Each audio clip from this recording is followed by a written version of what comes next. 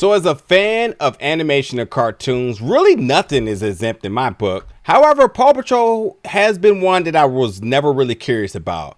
But the inevitable happened, and now that I checked out the new film, I'm here to give you my review. So folks, let's jump into the review of the new film, Paw Patrol, the Mighty Movie.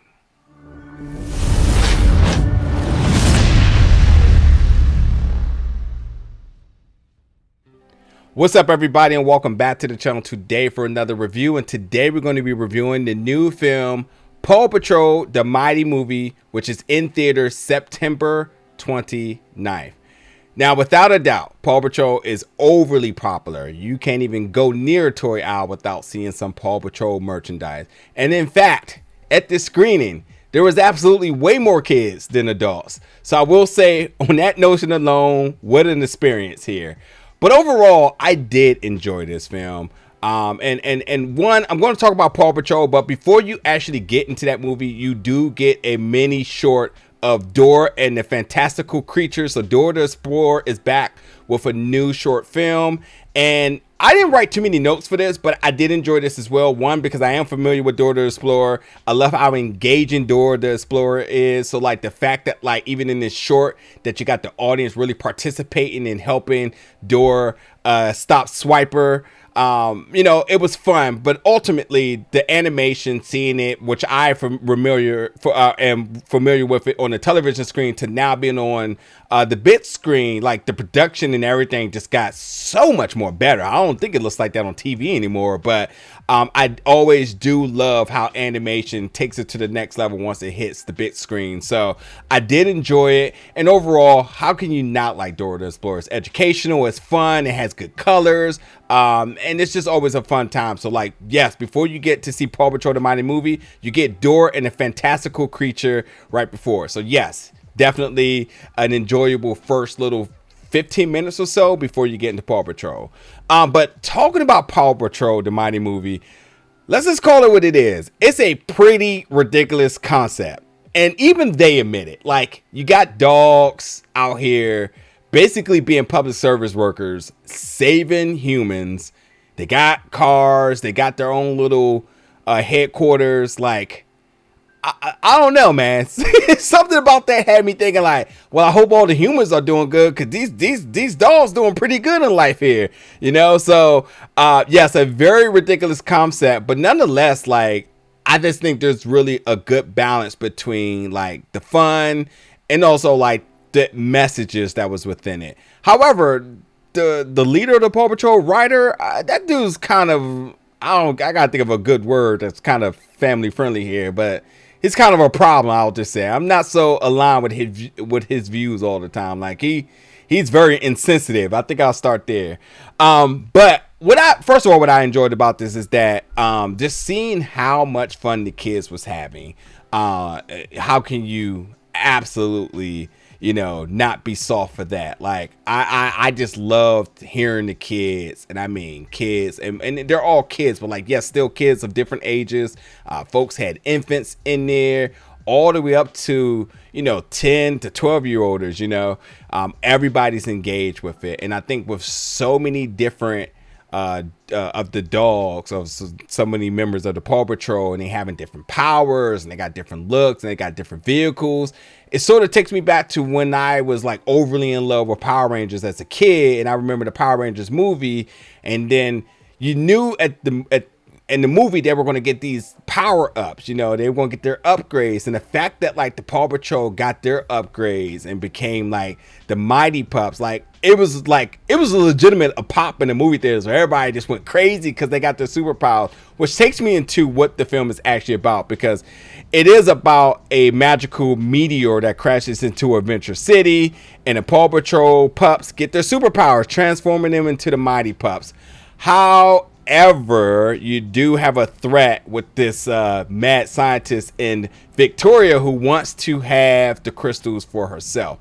But much like the synopsis says, and even if it didn't say, it's very important to know that the smallest of the Mighty Pups, Skye, this is truly the story about her, because she's the smallest one. So at times she feels like insignificant, And there's a lot of different reasons why, like Skye, they try to make it as if Skye isn't really the adequate like pup for the job. However, before she even gets her superpower, Skye's the MVP of the movie. So like I'm like definitely I was confused about like them putting Skye down as the smallest pup, and even next to the other pups, you really don't even notice like a size difference. But I don't know, because they said she was the smallest. I was like, how? And she looks the same, but whatever. It is about Skye, who's working through her challenges of being the smallest member of the team, and now that she got her powers, it's a dream comes true. And now the smallest now becomes the most powerful, and some other stuff. But as I mentioned, it is truly about keeping these magical crystals out of Victoria Vance's hands, which Victoria Vance is voiced by Taraji P. Henson. So I'm going to just say, like, when you look at this voice acting cast, there's a lot of little hidden gems in there. Like, number one, Marseille Martin, who you've seen on tons of things as the voice of Liberty. Christian Bale is in the film. Little Rail is in it. Jimmy Kimball's in it. Kim Kardashian's in it. The kids, the West kids are in there. So, like, you know, I think it's really cool just to see so much star power be attached to this movie. But with that being said, you know, while there seems to be like a lot of positives about the story, it was kind of sad too. Like Skye and her sort of her background in terms of how she became a member of the PAW Patrol, and you know, while Ryder is the leader and they kind of take orders from Ryder, Ryder is insensitive. So kind of like knowing that Ryder was pro Skye, but at the same time too was very much kind of like, you are the smallest pup, so you know, let's hold it back here, kind of like whatever. But you know, nonetheless, it is truly about this story was all about Skye. It was about Skye and how she became a member of the PAW Patrol, and pretty much Skye being the one saving the day, you know, the smallest pup being the mightiest. And it comes with some messages, and I think the biggest message is that you know, anybody can be mighty no matter the size, you know, and no pup is too small, which is something Ryder said to Skye when she became a member of the team. So yeah, this is definitely the Skye movie, the Skye film, and Skye was the MVP, and it was very cool, like I said. And like I said, with the voice acting, with all the folks I named, and then you even got the West kids, Northwest and Saint West, was really cool. Bryson Tiller with the theme song. The theme song was really dope as well.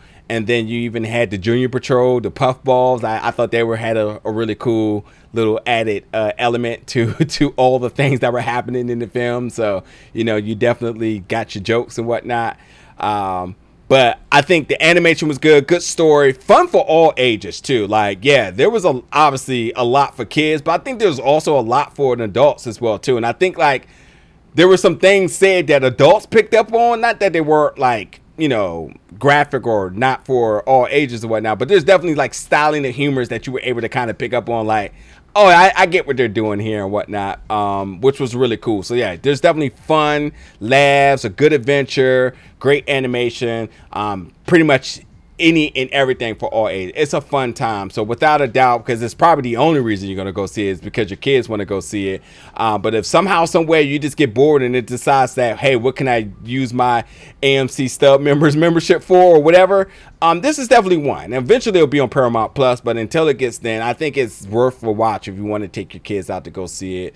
It's a fun time. They will be cheering, hollering, and so on. And again, when the Paw Patrol, you know, turn into the Mighty Pups, it's really cool. They're power boosters or power upgrades, whatever you want to call it.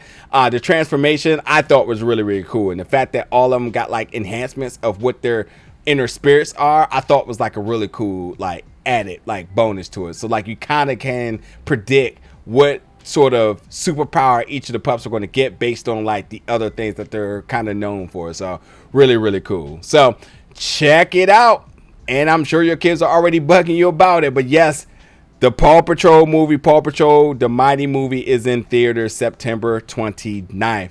Get in the comments, let me know your thoughts about it if you check it out, and as always, stay tuned for more reviews very soon.